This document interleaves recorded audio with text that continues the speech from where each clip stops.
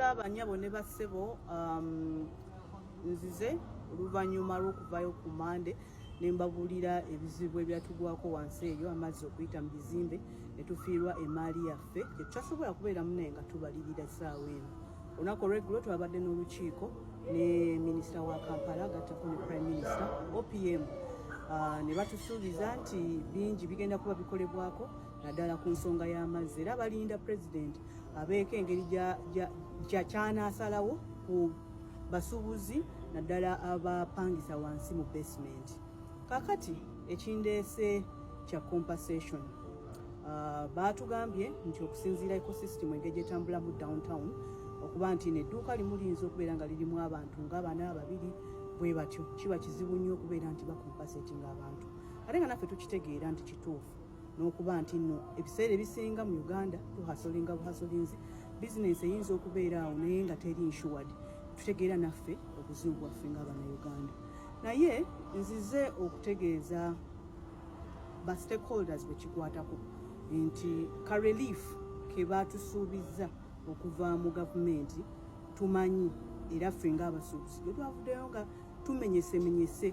Soogerera basuubuzi ndowooza kambeere very direct on my behalf nti okusinziira we bayogedde ka relief obanga omuntu afiiriddwa olinaga nti munnenze nsobodde kuwayo amabugo ga $5,000. For example nze singa mba nfiiriddwa emaali yange ya miliyoni 10 nojja nonga nti 5 gino gye nsobodde oba miliyoni 2 oba 3 ate munne mba naakola ki kubanga bwe naawe ekyo ky'osobodde bwe tutyo bwe twategedde relief. Nze ng'omu sandyagadde kubeera selfish. Nkimanyi nti mu kibuga Kampala waliyo abasuubuzi ab'ebika ebyenjawulo. Waliwo oyo ng'alina akameeza ke, waliwo oli nga afuna emaali naddala okuva ku bantu nga ffe n'agikwata n'agitwala naye n'atunda okusobola okulaba nti nno afunamu.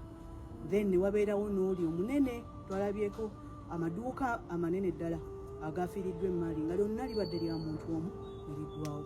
So omuntu oyo tosobola mugamba nti ojja kumuwaayo emaali ebadde mu almost millions nga 5 tikatukukwate tukuweeyo emiliyoni 10 oba 2 ogende ffe kye tusobodde okubeera nga tukola. So kyankubye enkukwe naye seewuunyiza nnyo kubanga ebbanga lyonna lyonna tubadde bwe batyo. Nze ng'omu natandika bizinensi emyaka giringa 9 emabega abagisobozi abajjukira mu Nana Center mu Skyline n'ebifo ebirinaanyi ba Anwa Nsubuga mujjukira nga tuyiriba ofuna engato n'ozitunda n'ozitwala n'okolako kyokoze. Mpolampola ne tutandika bizinensi oluvannyuma nga tuli China. Ebyo byonna COVID-19 yabikwata n'abimalawo. Oluvannyuma gavumenti okuvayo neetulimba nti eragidde banka okuwummuza loans etwalina. Banka ne ziwummuza loans ne tutuuka okusasula nga interest yekubisizaamu kumpi emirundi 2 oba 3. So kati ku mulundi guno omuntu alina looni, nze nina looni, nina emaali yange yayonoonese and on top of that bansuubizayo ka incentive. So nja kwogera on behalf ngambe nti nsaba bwe mubanga ddala mufaayo eri Omunnayuganda nga bwe mwakitulaze olunaku lw'eggulo abantu abamu abakkiriza nti nze bampeeyo ka relief babawe kubanga si buli muntu nti abadde ku level y'emu.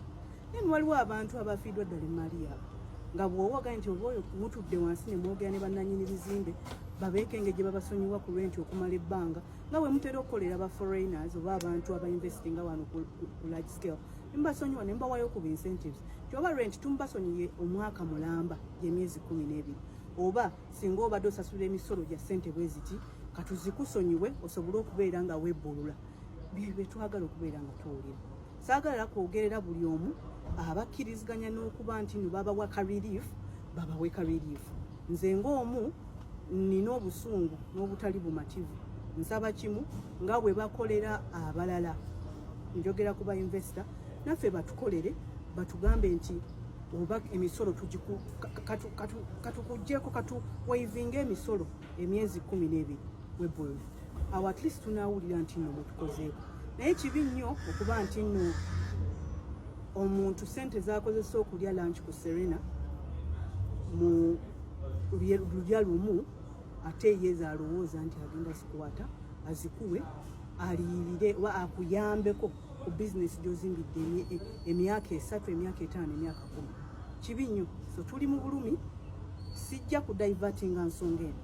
Ensonga eno esigala ng'egenda era omulanga gwange gusigala nga gugenda eri gavumenti, to be particular omukulembeze w'eggwanga na buli muntu ali mu governance, kuba sina walala we ngenda kuddukira. Poliisi ezikolebwa mmwe, buli kimu ekiddukanya eggwanga lino kikolebwa mmwe. Tuzimbye business from scratch, tetuyambiddwa wabula okunyunyuntibwa. Kino kyabaddewo, yes it was a natural disaster, but we believe that we are the natives of this country. Era naffe twetaaga okubeera nga tuliyirirwa oba nga tuyambibwako mu ngeri emu oba endala. Kale ngenda kubeera nga ntwala obudde okubalaga mpola mpola n'ekiwandiiko kye ntadde wansi awo, butya bwe tuzze tuzimba bizinesi, bwe tuzze tumenyeka, bwe tuzze tujja nga tuzizzaawo obulumi obw'ekika ekyawaggulu naye nga tusirika. So tetuli basanyufu, naye katuyimirire tulabe oba ddala munaatuswalirira ne mutuyamba ku mulundi.